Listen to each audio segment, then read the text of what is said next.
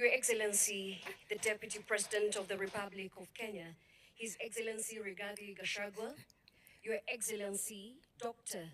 Pastor Dorcas Rigathi, the Kiambu Women Representative, Anne Wamurada, all members of Parliament present, both from the National Assembly as well as from the Senate, the entire family of Bishop Allan and Reverend Kiuna, the Jubilee Christian Church, Council of Apostles, Evangelists, and clergy from across the world, friends, ladies, and gentlemen.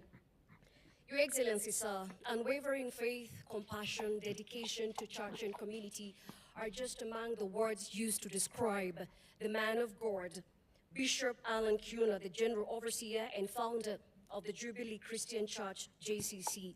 Your Excellency, a man of God who during one of his sermons said, "I am a display of God's glory to my generation.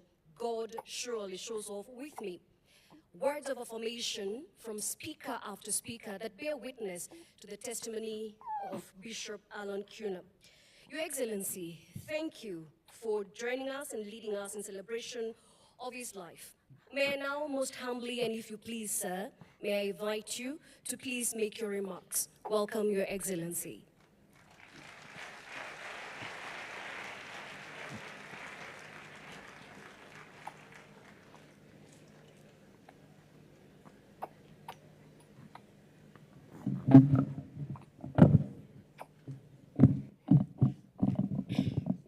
Thank you very much. Please be seated.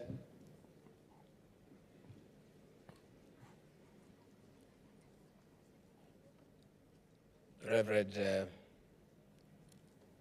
Rigathi Kiuna and your children, Vanessa, Jeremy, and Stephanie in absentia. Our Mother of Faith, Reverend Teresia Warimo, Archbishops present today, bishops present, anointed men and women of God, our leaders present, families of this, friends of this family, the great family of the JCC, and all mourners present. God is good, and all the time. Nisalimieni kwa hewa. Bwana Yesu asifiwe. Bwana Yesu asifiwe tena. I've also come to join the family. I came with my wife, Pastor Dorcas, and I wear two hats. First and foremost, I've come to represent my boss, President William Ruto, and I'll be reading his message of condolence to the family after I make a few remarks. Secondly, I've come on behalf of my family, my children, Kevin and Keith, to come and celebrate the life of this great man lying here, Bishop Allan Kiuna, a great servant of God, a man who in 25 years has built from scratch a great church with serious membership and branches all over the world.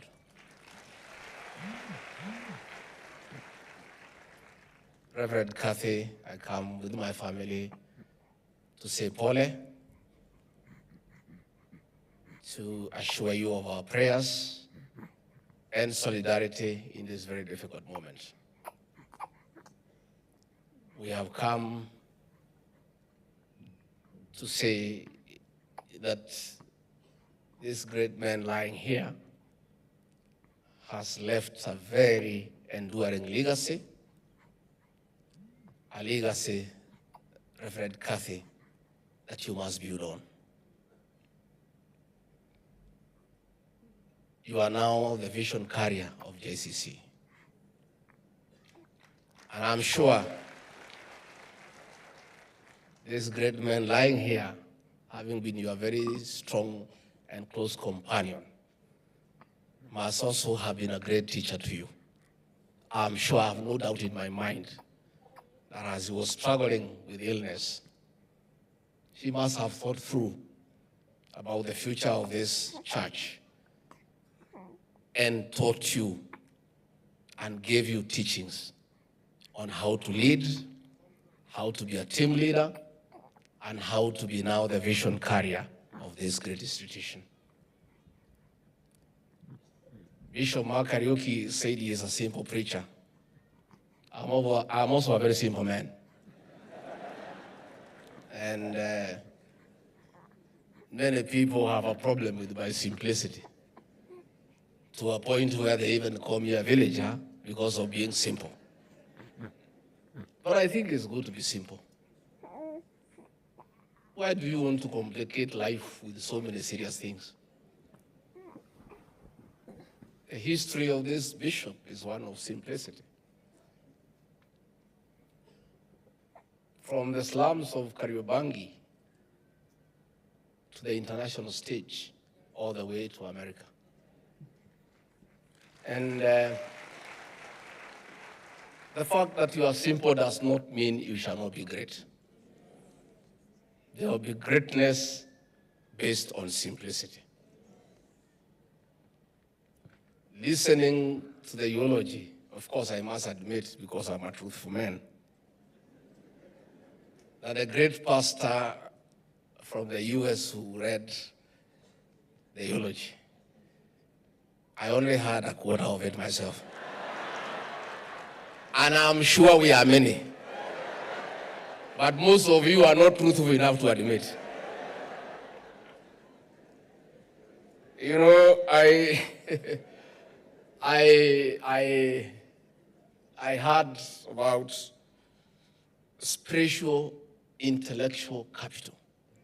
That is very serious business for me. And I trust a few people employed by government to help me around. You have heard, so you do some research, simplify it for me, and come and tell me what it is all about. Bishop Mark Kariuki quoted from the scriptures that you shall know the truth, and the truth shall set you free. We have heard and we have followed the leadership of this great general lying here. This man liked the truth. And truth is very enriching. Most Kenyans don't like the truth. Most Kenyans are dishonest.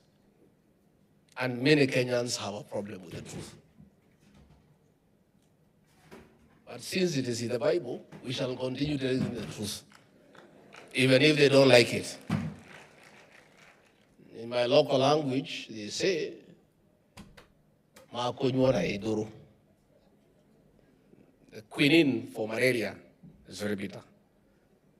But it's only quinine that cures what? Malaria, bitter as it is. So we must continue to being truthful. That is why I want to salute the courage of Magua, the brother to the deceased, for standing here to say that he has been an alcoholic, and because his brother is gone, he wants to honor him by quitting alcohol. That is courage.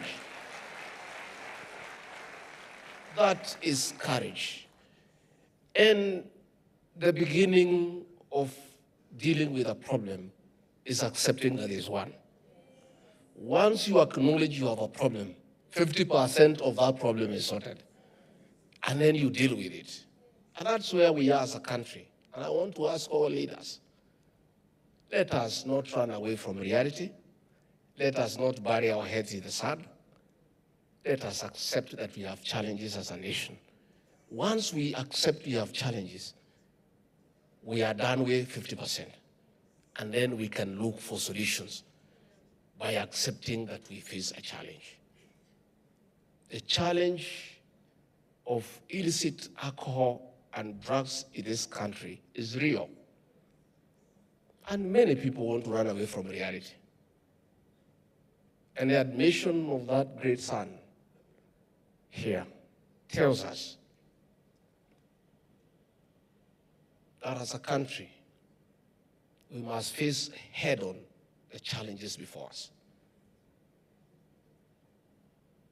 When we came into leadership with President William Ruto, we found a very serious challenge of illicit alcohol and drugs in the entire country, and most specifically, and in a very big way, the Mount Kenya region. And we have been dealing with that problem where our children were sleeping in trenches, where we could not get our young men to work. When there was labor, you could only find women and young girls. We are losing an entire generation. That is why we have taken it head on and we have made very serious strides. And that is why you heard me say last Sunday that the war on illicit brews and drug abuse must continue uninterrupted so that we save our children.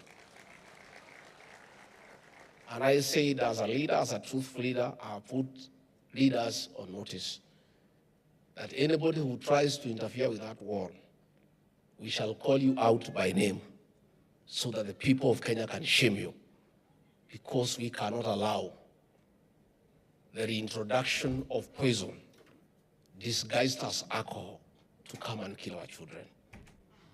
We want as a government to tell the merchants of death, those who thrive on making profits by manufacturing and distilling and distributing and selling poison disguised as alcohol,